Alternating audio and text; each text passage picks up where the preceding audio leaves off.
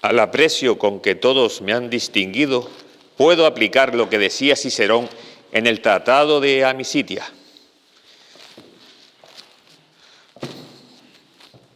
Aunque se ausenten, están presentes. Aunque sean pobres, abundan en riquezas. Aunque sean desvalidos, tienen mucho poder. Y lo que es más, aún después de muertos, viven.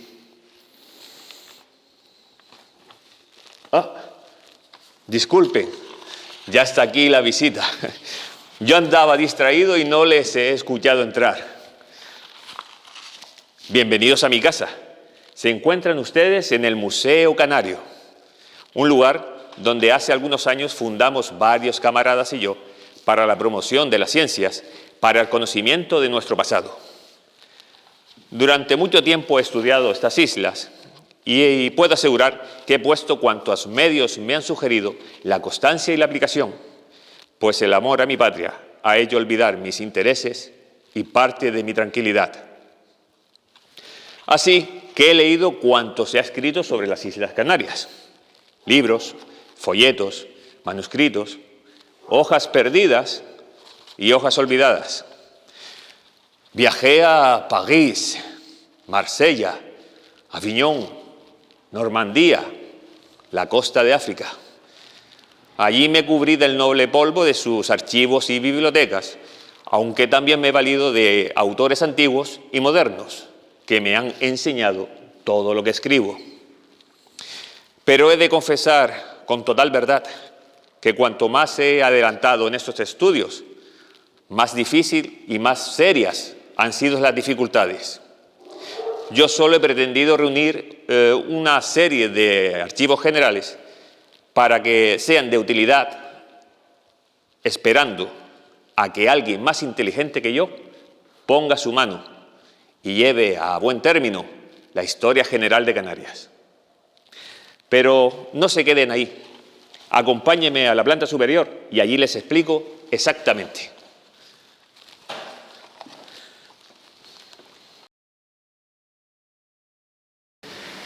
Don Gregorio es un hombre del siglo XIX, es un caballero decimonónico. Nació en la tercera década del siglo y falleció en el primer año del siglo XX. Por tanto, todo su transcurso vital se desarrolló en el siglo XIX. Ese siglo que fue tan importante para el desarrollo de la ciencia en el mundo, porque todo lo que hemos disfrutado en el XX y en estos años que llevamos del XXI, se sentaron las bases en el siglo XIX. Su etapa inicial fue la de un canarión más. Nació en Telde, se educó en el Seminario Conciliar de Las Palmas de Gran Canaria. Tenía un tío que era sacerdote, lo quería mucho, le inculcó los valores de la fe cristiana, pero también lo apoyó económicamente y le dio ese empujoncito que necesitaba para ir a París. Cuando él llega a París, acaba de estallar. Al poco de llegar, estalla la Revolución de 1848. Los que estudiamos historia hace años sabemos lo que aquello fue. Imagínense un hombre de Telde con 16 años, no tenía todavía 20 años, y estar viendo todo aquello por allí. Estuvo 9 años en Francia, recorriendo, como nos ha dicho don Gregorio, buena parte de su geografía, pero sobre todo disfrutando del conocimiento de una universidad como la Facultad de Medicina de la Universidad de París. ¿Y por qué a París? Pues porque en La Laguna entonces no se estudiaba medicina. ¿Y por qué él prefirió, en vez de ir a Cádiz, que era donde solían ir muchos canarios, o estudiar en Madrid, pues irse a Francia? Francia era entonces pues la capital del conocimiento, de la cultura, que les voy a decir que no sepan. En 1857 obtiene su título de doctor en medicina, que lo tienen ahí, creo que este es el puntero, y este es su título de doctor. Regresa y tiene que convalidar los estudios. Este es el problema de estudiar en el extranjero, que en España luego hay que convalidar los estudios, homologarlos. Se tardaba tanto en el siglo XIX como ahora, 4 o 5 años en homologar los estudios en el extranjero. Los tiene que homologar en la Facultad de Medicina de Cádiz. Y después viene y se instala en Canarias. Y evidentemente instalarse y ejercer la profesión supone también casarse. En aquella época eso era completar el círculo vital, ¿no? Y se casa y publica en aquellos primeros años de regreso aquí a Las Palmas uno de sus primeros artículos en el boletín de la Real Sociedad Económica de Amigos del País de Las Palmas. empieza ya a socializar el conocimiento. Ahora que vivimos en el mundo de las redes sociales, entonces las redes sociales eran físicas y eran sociedades científicas, sociedades literarias, sociedades económicas. La doctora Naranjo bien sabe de eso, que ha estudiado precisamente el marco de las sociedades científicas en la ciudad de Las Palmas de Gran Canaria. Él empieza a socializarse con todos estos ámbitos internacionales y empieza también a participar en congresos. Congresos que no eran virtuales, eran presenciales. Había que coger el barco, llegar a Cádiz, coger el tren, cruzar toda la península, llegar a Francia. Era mucho más costoso que hoy en día y no dejó de hacerlo. Participaba en cuantos congresos internacionales de ciencias prehistóricas, antropológicas existían. ¿Y por qué? Pues porque estudiando la carrera en Francia había tenido la suerte de conocer a los grandes padres de la ciencia antropológica francesa, de las cuales les hablará luego la doctora Teresa Delgado, Broca, Quatrefages, etc. Él ya estaba metido, como quien dice, en el circuito del conocimiento científico. Y termina en 1800 esta etapa primera de su inicio de la labor científica, iniciando la publicación de su gran obra, los estudios históricos, climatológicos y patológicos de las Islas Canarias. Su gran proyecto, junto con otros amigos, compañeros, Padilla, Ripoche, Grau Bassa, crea esta sociedad científica. ¿Por qué una sociedad científica? Pues porque Las Palmas, aparte de una sociedad literaria, un gabinete literario, necesita un núcleo donde se discuta sobre ciencia, esa ciencia que está emergiendo con fuerza en el siglo XIX. Y al año siguiente de crearse esta sociedad científica, el Museo Canario, crean la revista del Museo Canario, la primera revista científica que se crea en Canarias y una de las primeras que se crea en todo el territorio nacional.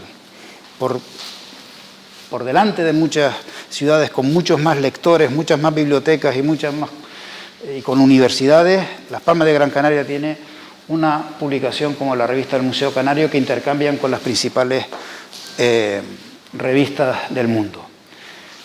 Es consciente de que buscar y rebuscar hallazgos arqueológicos necesita un poco de reglamento, porque en estos tiempos el coleccionismo causaba estragos en los yacimientos. Bueno, pues había que reglamentarlo. El reglamento que esta sociedad científica aprueba en 1886 es de los primeros que se publican en España.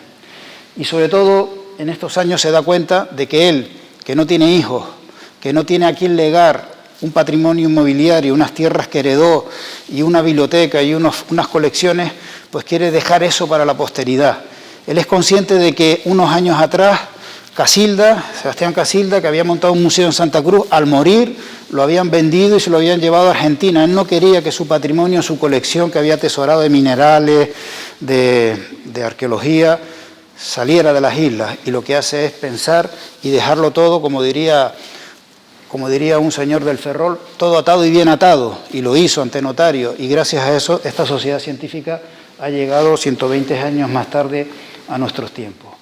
Fallece, como les decía, a comienzos del siglo XX y está enterrado en el cementerio de Las Palmas.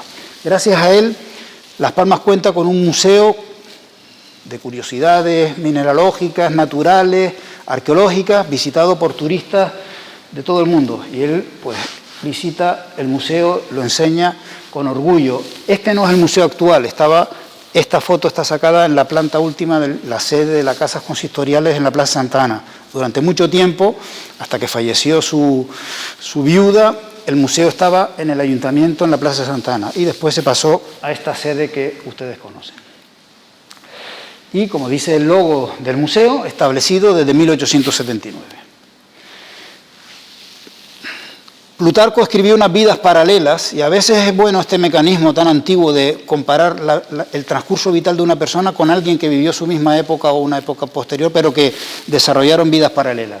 Y ese paralelo es Betancur Afonso, también médico de Santa Cruz de Tenerife, también él creó un gabinete científico, una colección de arqueología, pero no le sobrevivió, porque no tuvo la visión que tuvo don Gregorio. Don Gregorio en este sentido fue una persona con una visión muy clara de hacia dónde quería llevar la ciencia. Su magna obra son los estudios históricos, climatológicos y patológicos de las Islas Canarias. Es una especie de totum revolutum donde está la historia de la medicina, está la climatología, como un curioso impenitente que era, todo le interesaba. Tiene un poco de historia pliniana, ¿no?, de historia natural mezclada, y la iba publicando a sus expensas y en fascículos. Eso es lo que explica que tardara tanto en publicarla. Él dice, nos lo acaba de decir al llegar don Gregorio, que él no pretendía escribir la historia, sino dejar las bases para que otros lo hicieran. Y ese era el principal cometido. Para que otros con mejores condiciones que las mías puedan escribir la historia de las Islas Canarias. Y él lo que hace es recuperar todos esos materiales, fuentes, arqueología, datos, para construir esa historia. Pero este aquí que tropieza con la Iglesia, porque don Gregorio es un adelantado de su tiempo. Él cree en las teorías de Darwin, pero eso contradice la fe católica. Y el obispo lo excomulga, pero lo que es peor, prohíbe que nadie compre sus fascículos y los lea, y si los han comprado, que los devuelvan. Y eso supone para don Gregorio, que en el fondo es un creyente, pues una crisis importante. Eso sí, le dedica unas líneas al obispo, cómo no, en cuanto publica el segundo tomo, dejando claro que la ciencia está por encima de la fe y que el conocimiento científico no puede estar a expensas de que haya personas con estrecheces, con concepciones estrechas, etcétera, que vayan a frenar el conocimiento. En este sentido, don Gregorio era un científico de los pies a la cabeza. Entre sus grandes productos, como les decía, la revista del Museo Canario, que ha llegado hasta este siglo XXI. Y por eso, don Gregorio, hace unos años, formó parte de una exposición que desde el Gobierno de Canarias se organizó con las figuras más señaladas de lo que es la historia de la ciencia en Canarias.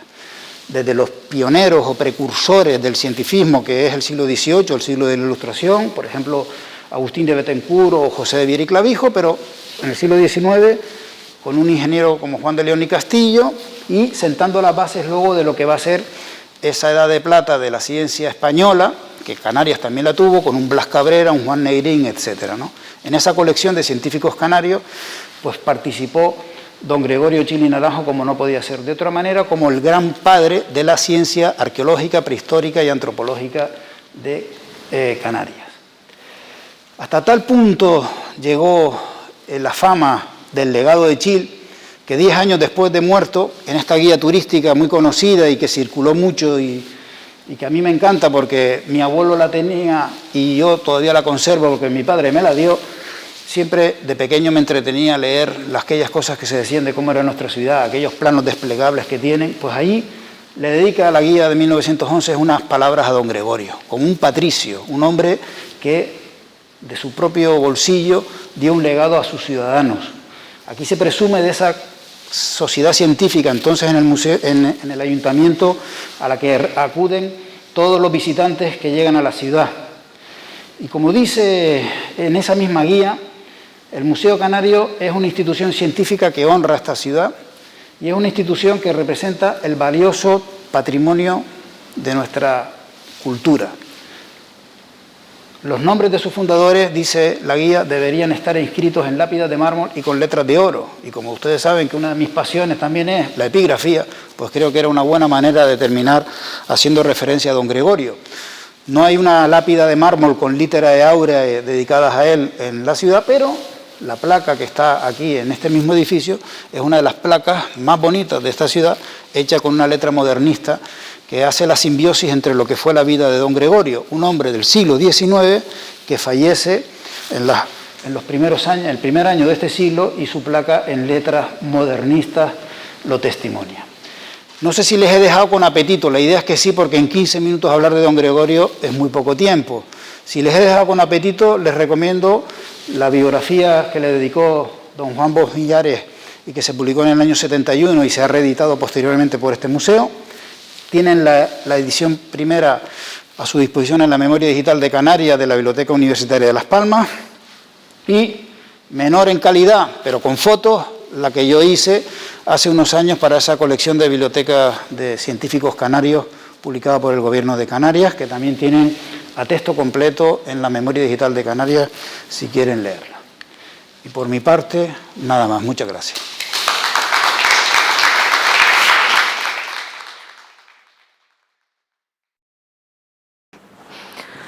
Bueno, buenas tardes. Vamos a continuar hablando de la figura de Gregorio Chili Naranjo y en este caso me voy a centrar perdonen, espero que sea este, me voy a centrar en la vinculación de Gregorio Chil y Naranjo con la Sociedad Científica del Museo Canario, de la cual fue su principal fundador y, como dicen en las propias actas de juntas directivas, su principal protector. Gregorio Chil y Naranjo era una persona, un intelectual de su momento. Como podemos ver en sus publicaciones, bueno, pues abarca muchísimas disciplinas.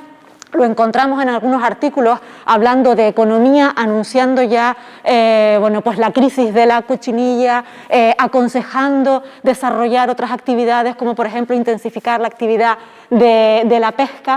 Lo encontramos incluso también hablando en algunos artículos de electricidad. Pero sin embargo, desde que llega con su título de médico bajo el brazo a la ciudad de Las Palmas de Gran Canaria, su principal pasión va a ser el análisis y el estudio de la población aborigen del archipiélago de las Islas Canarias. Pero de la mano de este interés va a ir también su pasión por el mundo de los museos, hasta tal punto que va a ser uno de los fundadores de una sociedad científica que va a crear, que va a generar el museo donde hoy nos encontramos. Fíjense que estamos, porque así podríamos decir, creo que es un aspecto poco trabajado de Chil, que nos encontramos ante una persona que desarrolla el ámbito de la museología y de la museografía. Hasta mediados de los años, hasta 1940, la década de 1940, no nos encontramos con una definición institucionalizada de lo que es el museo y que lo aporta el Consejo Internacional de Museos, el ICOM. Yo les he traído aquí la última definición actualizada del ICOM, que es del año 2007, en donde les he subrayado algunos de los elementos que en la actualidad se considera que definen a los museos. Y se los he subrayado porque creo que la actuación de Chil como director del Museo Canario Vitalicio que fue, refleja perfectamente lo que hoy define a los museos. Nos dicen que son instituciones al servicio de la sociedad, abiertas al público, que adquieren, conservan, investigan, comunican, exponen, educan y ofrecen estudio y recreo.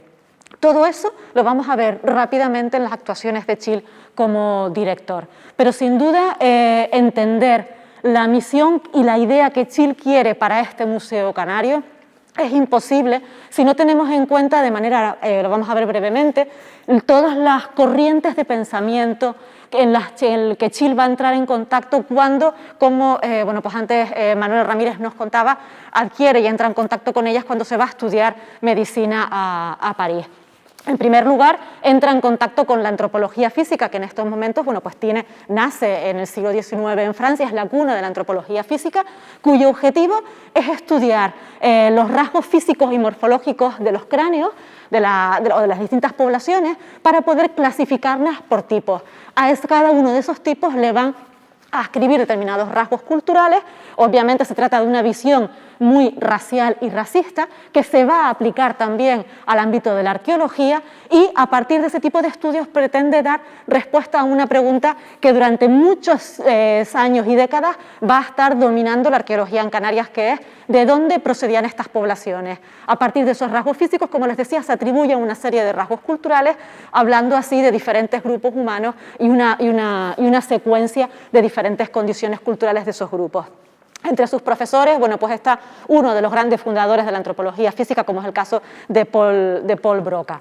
También recibe influencia de todo lo que son una disciplina científica que comienza en el siglo XIX, que es la prehistoria. Él va a adoptar, va a leer y va a tener relaciones, también va a mantener correspondencia intensa con Mortillet, que es uno de los investigadores que plantea una división en edades de la prehistoria. Mortillet habla de un eolítico, de un paleolítico y de un neolítico, y Chil, como pueden ver en el documento de la derecha, dice que esas edades él las reconoce en la prehistoria de Canarias y analiza y estudia los materiales arqueológicos intentando clasificarlos y agruparlos en esas edades que él identifica, aunque tiene un especial interés por escribir las sociedades del pasado aborigen al mundo neolítico. ¿Por qué? Porque eso implica vincularlas a un momento más avanzado y evolucionado en lo que se consideraba en términos de aquella época para estas sociedades. Recibe también influencias y lee autores como Darwin, como ya lo veíamos, como comentaba antes Manuel Ramírez, consulta también a Taylor, que lleva a cabo todos los postulados evolucionistas y aplica todo lo que es el evolucionismo biológico también al ámbito de las sociedades y de las culturas. Y todo ese tipo todas esas corrientes de pensamiento bueno, pues las aplica a lo que es el estudio del pasado aborigen. Obviamente, con todo este cúmulo de corrientes de pensamiento detrás de él, van a determinar también qué tipos de materiales interesan recuperar. Interesan recuperar restos humanos para poder llevar, sobre todo cráneos, sobre ellos todo lo que son los estudios de la antropología física. Interesa recuperar también cerámicas para poder clasificarlas y ver en qué momento de la evolución lineal se encontraban, de esa evolución, ¿no?, social que veíamos antes, se encontraban estas poblaciones. Interesa también la industria lítica y todos esos elementos con los que él va a intentar clasificar en qué momento de la evolución cultural se encontraban los grupos aborígenes. Obviamente es imposible pensar en otro momento para la creación y la fundación del Museo Canario que no fuera en esta segunda mitad del siglo XIX, cuando surge la antropología física, surge el impulso de todo lo que es la prehistoria como disciplina científica. Por eso Chile en muchos de sus textos continuamente está hablando de que se pasa, ¿no?, de lo que es el conocimiento de la historia a partir de los textos a un conocimiento de la historia, de lo que él llama la verdad histórica, ¿no?, a partir del estudio de los materiales. Aquí tenemos todo lo que es el análisis del registro arqueológico. No se acude a las fuentes escritas, sino que se acude a los propios materiales producidos por estas poblaciones para poder reconstruir la historia de estas sociedades. Bueno, lo primero que va a hacer Chile, ¿no?, y lo mismo que el museo cuando comienza a andar, es, bueno, pues tiene que formar una colección. Y él tiene claro que esa colección tiene que ir en paralelo o cubrir los criterios, la misión que tenía el museo. Responder básicamente a dos preguntas: ¿de dónde venía esta población y qué características tenían estas sociedades? Para ello se van a arbitrar tres criterios de entrada de materiales. Uno de ellos serían las exploraciones y rebuscas que ya Manuel Ramírez comentó antes. Chile va a presentar ante la Junta en el año 1886, como ven ahí, un proyecto de reglamento que lo que intentaba era regular y sistematizar todo lo que son las intervenciones arqueológicas. Va a distinguir entre exploraciones y las rebuscas. Las rebuscas era volver a un yacimiento que ya había sido explorado para poder recuperar materiales. Establece además que había que hacer una solicitud, que en esa solicitud se tenía que explicar qué potencialidad tenía el sitio y que una vez llevada a cabo la excavación se tenía que hacer una descripción del yacimiento y de los materiales recuperados. Sin duda se trata de un reglamento de una tremenda modernidad, lo decía antes Manuel, existen muy pocos antecedentes, ya el Gabinete Científico de Tenerife había generado unas instrucciones para recuperar los materiales y el único antecedente más reciente lo teníamos, creo que es en el año 1801, cuando se crean unas instrucciones para la recuperación y conservación de monumentos. Es lo único que existía en esos momentos, con lo cual sin duda, bueno, pues reviste una enorme novedad. Otra fuente de ingresos de materiales para generar todas estas colecciones en el museo van a ser las donaciones. Hay muchísimos documentos en el archivo en donde encontramos a Chile donando materiales de diferentes exploraciones que él realiza a diferentes yacimientos de la isla. Vemos materiales que procedentes del yacimiento arqueológico de Tara, de Tirajana, también de Caserones, en Telde, es decir, de muy diferentes yacimientos que nos está indicando cómo Chile recorre la isla y explora diferentes enclaves arqueológicos. Y las compras. Quizás las compras de la propiciación que se hace para adquirir materiales mediante compras es el ejemplo perfecto de cómo se entiende el objeto arqueológico en este momento. Realmente el objeto arqueológico tiene valor por sí mismo porque lo que permite es, como les comentaba antes, ver en qué momento de esa evolución lineal que se adopta de los franceses se encontraban las poblaciones aborígenes. Importaba poco el yacimiento arqueológico, en qué estratigrafía se habían encontrado esos materiales, cómo estaban asociados, porque el objeto tenía valor por sí mismo. También se van a producir intercambios en esta fecha. Les estoy hablando de la influencia que tiene en este momento una corriente de pensamiento como es el evolucionismo o incluso también el difusionismo. Y para ello era necesario comparar los materiales de una población, de una sociedad, con los materiales de otros grupos humanos para poder determinar, como yo les digo, en qué momento de esa evolución lineal se encontraban estas sociedades. Por eso, todos los museos de la época y los investigadores tienen un circuito y un continuo intercambio de materiales, tanto originales como también copias. A la derecha, creo que este es el cursor, Lo que están viendo son los moldes de las pintaderas que se hacían en el museo. Se llenaban de yeso, se abría el molde y se obtenía así una réplica de la pintadera y se distribuía a muy diversos museos.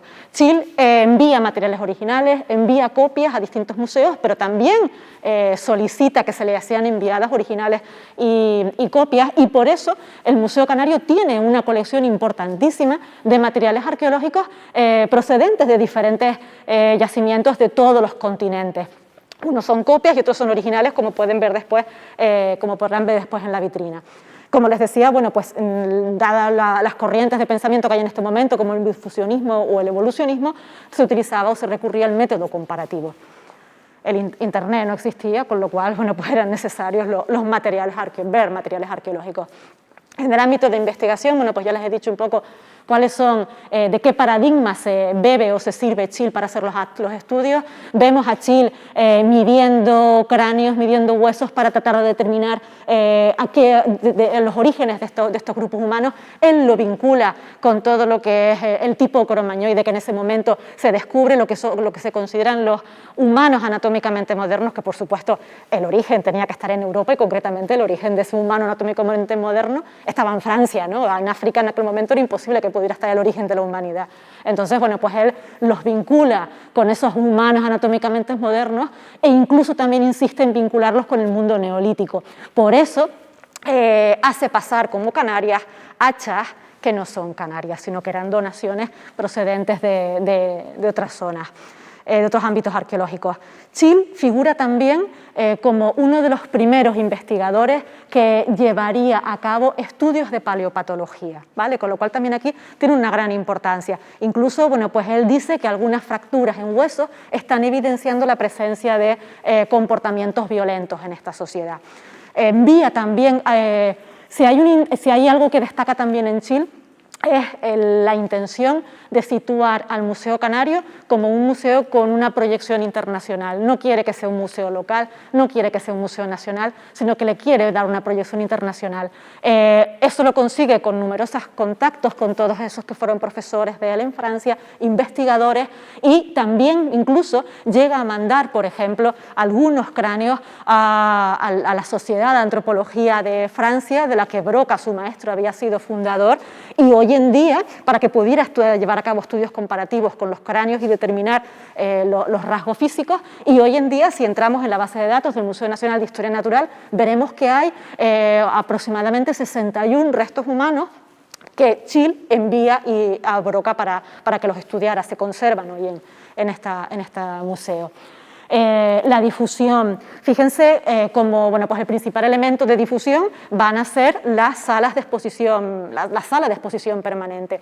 A la izquierda tienen las salas de exposición del Museo Canario, aquí a la derecha tienen una sala de exposición del Museo de Saint-Germain en Francia, y aquí abajo tienen una sala del Museo Arqueológico Nacional. ¿Por qué les pongo las imágenes? Para que vean cómo los sistemas expositivos de cualquier museo son el reflejo de los paradigmas y de las maneras que tenemos de pensar en arqueología.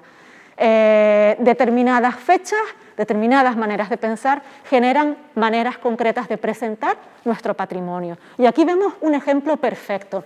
Los objetos se clasifican por tipologías, es la mejor manera de poder articular esa división en edades en la que se partía, ¿no?, el pasado, la prehistoria en estas épocas.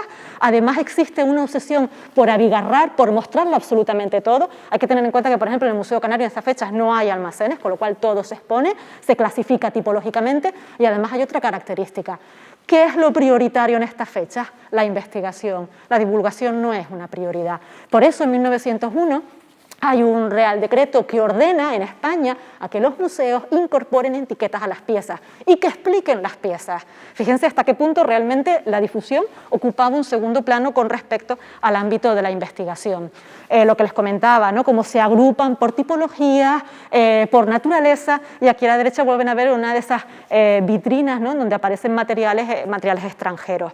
Dentro de la exposición de las salas que exhibían los restos humanos, en el centro estaba colocado el cráneo de Cro-Magnon, que había sido, bueno, pues, donado desde Francia como un elemento para compararlo con las poblaciones aborígenes de Canarias.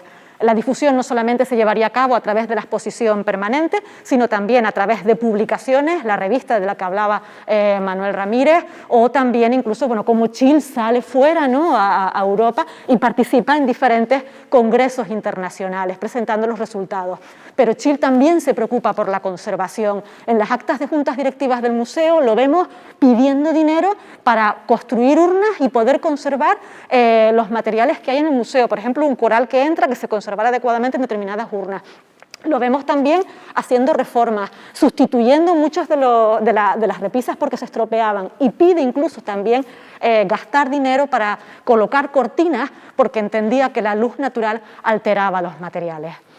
La economía, también lo comentaba antes Manolo, es una preocupación constante en Chile. La situación económica y el borde o el límite siempre de supervivencia en el que está el Museo Canario de manera continuada.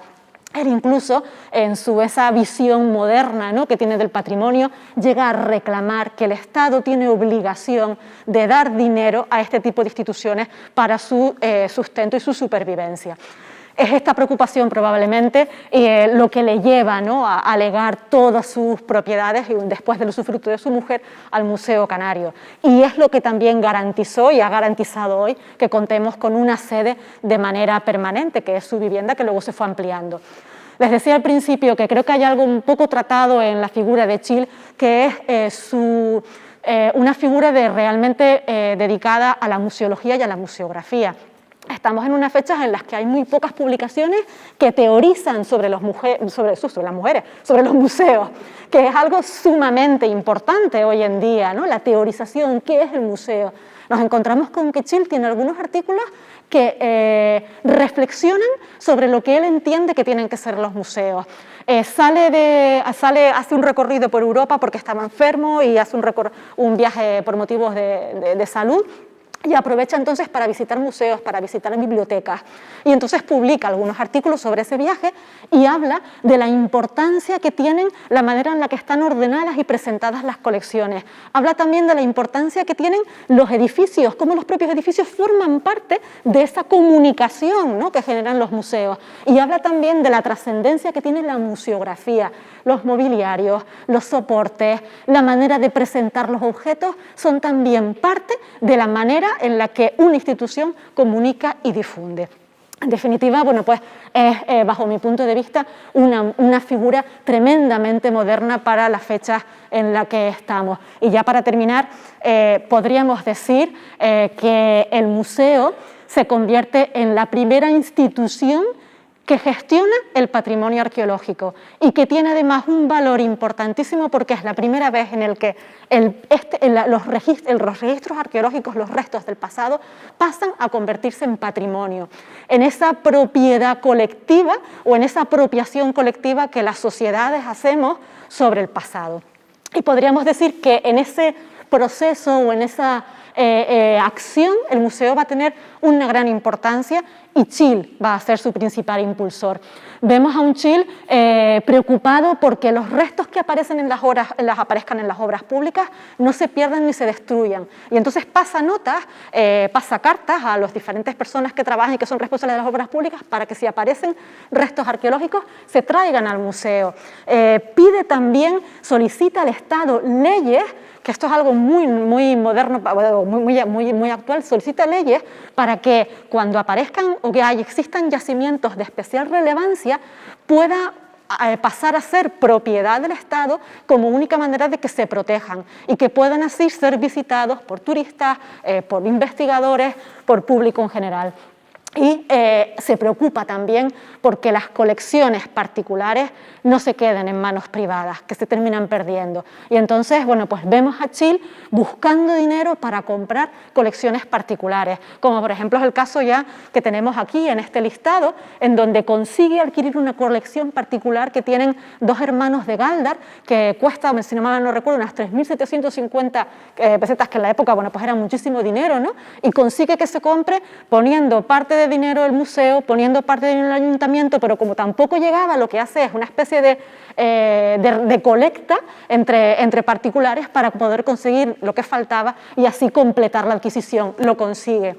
El Museo Casilda, del que hablaba Manolo Ramírez, también lo intenta conseguir, pero en ese caso no fue posible y estas colecciones terminaron en manos bueno, pues en Argentina, ¿no? En definitiva, yo creo que la figura de Chil, desde luego, tiene una enorme trascendencia y gracias a que fuera uno de sus principales fundadores y director del museo, bueno, pues estamos hoy aquí disfrutando, ¿no?, de esta tarde y de todos los materiales que se exponen en este museo. Muchas gracias.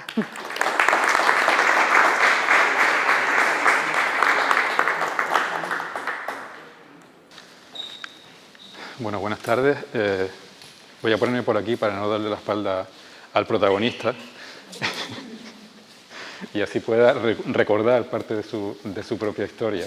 Bueno, a lo largo de toda su vida, de esa vida que ya hemos visto relatar y a lo largo del desarrollo de toda la actividad investigadora que llevó a cabo Chil, él dio forma a un archivo personal enormemente rico, un archivo que él mismo reconocía como un archivo de muchísimo valor. Él en los estudios históricos señalaba que era dueño de un archivo de riqueza incalculable.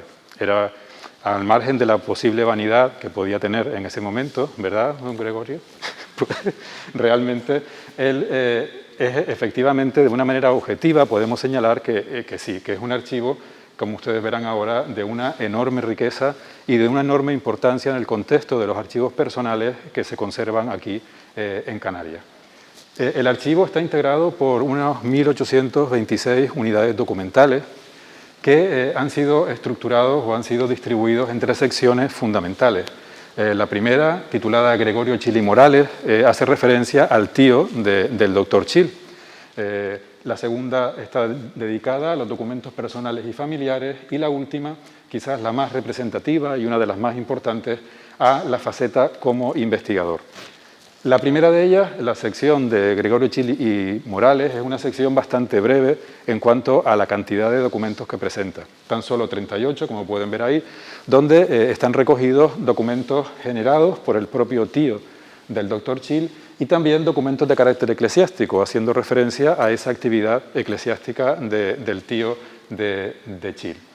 La segunda de las secciones está integrada por casi 1.200 documentos, allá ahí la cosa varía considerablemente, y es la que se refiere a documentos personales y familiares. Ahí están incorporados todos los documentos que podemos tener cualquiera de nosotros en nuestros propios archivos, todos esos documentos relativos a nuestro nacimiento, a la vida de nuestros ascendientes, a nuestro estado civil, documentos de carácter notarial, compraventa, testamentos, particiones de bienes, documentos judiciales y sobre todo un apartado importantísimo que es el de las cartas. La correspondencia está incluida íntegramente entre los archivos personales y familiares, aunque realmente, como verán, el contenido de esas cartas en muchas ocasiones hace referencia a otras temáticas, a temáticas vinculadas con la investigación fundamentalmente, de ahí que sea una tipología documental tan importante, aunque tradicionalmente en los archivos personales se suele incluir entre los documentos personales. Y finalmente la sección como investigador está integrada por esos 591 unidades documentales y quizás sea la más representativa cualitativamente hablando. Ahí estarían incluidos todos los documentos generados por Chil en el desarrollo de sus propias investigaciones y también todos los documentos históricos y todo tipo de documentos que utilizó para realizar cada una de esas investigaciones.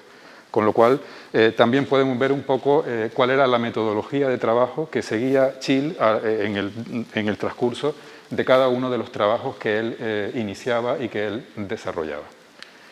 Las cartas, como decíamos, vamos a ver algunas de las subsecciones y secciones del archivo para que más o menos puedan hacerse una idea.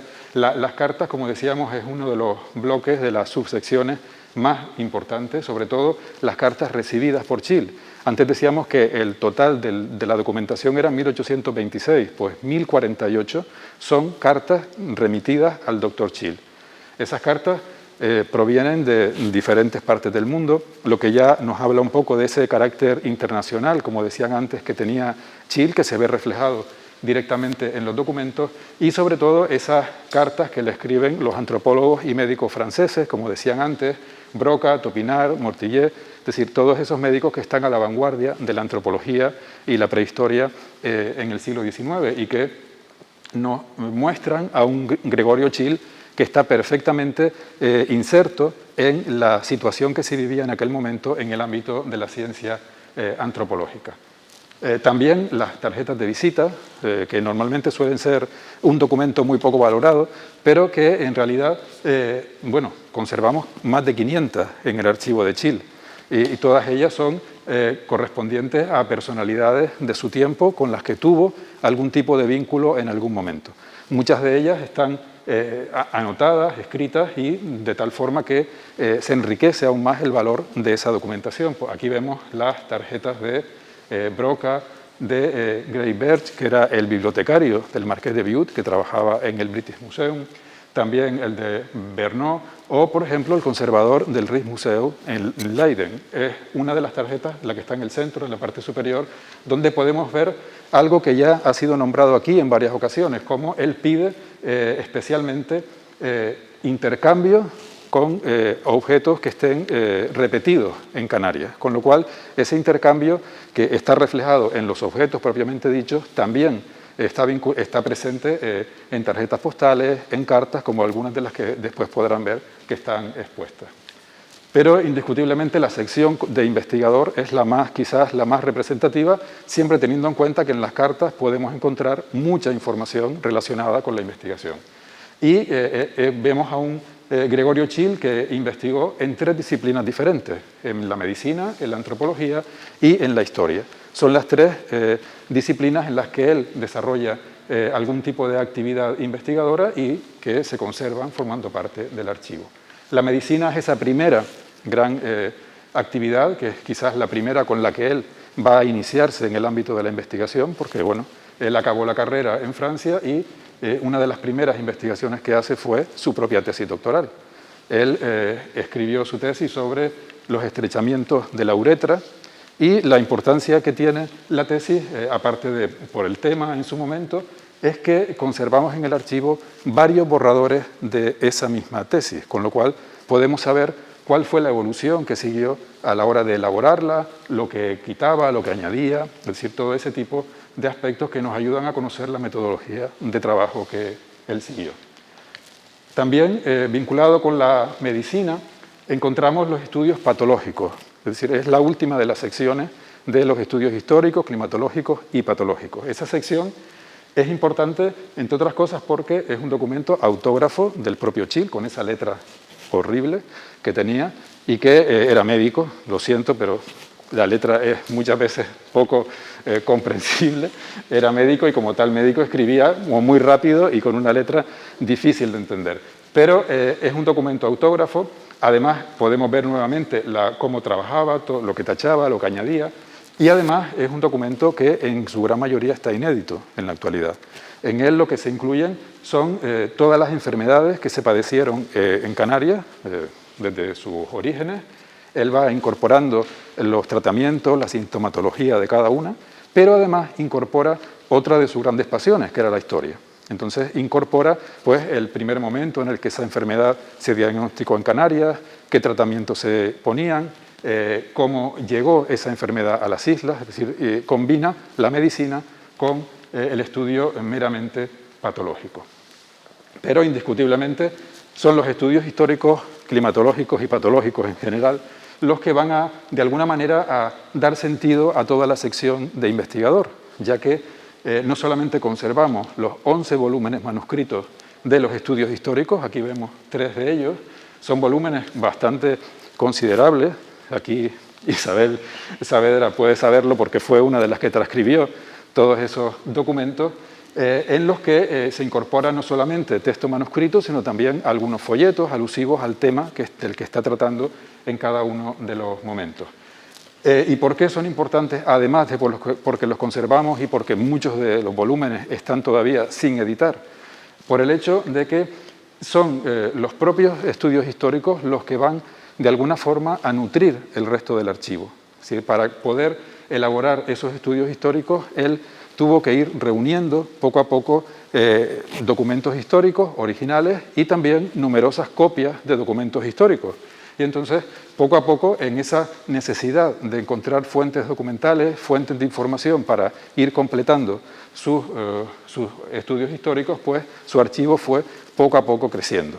Entonces fue creciendo, y esto hay que, por supuesto, vincularlo a una etapa en la que el historicismo y el positivismo hacían como elemento fundamental para narrar unos hechos que fueran verdad y que fueran reales, el tener siempre un apoyo documental que atestiguara de alguna manera que lo que se estaba contando era verdad. De ahí la importancia de tener todos esos documentos reunidos por parte de los autores.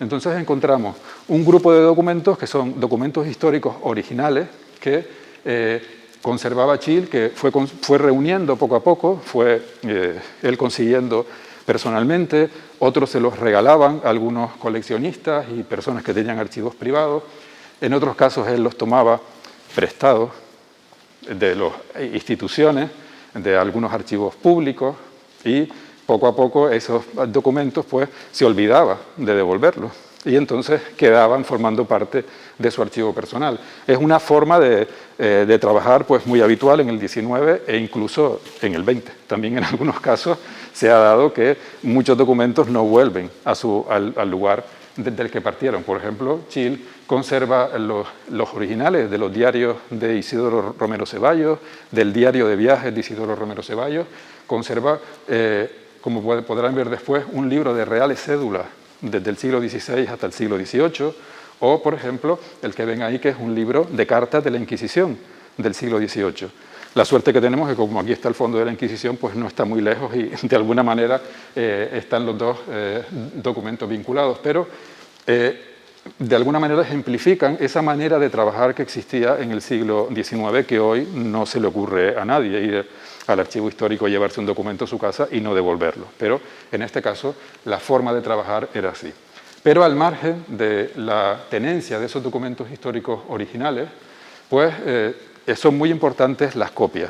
Es decir, cuando el doctor Child necesitaba completar alguna información para sus estudios históricos, él solicitaba copias. Hoy en día solicitamos una digitalización al Archivo Histórico Nacional, tarda en llegar, eso sí, pero llega.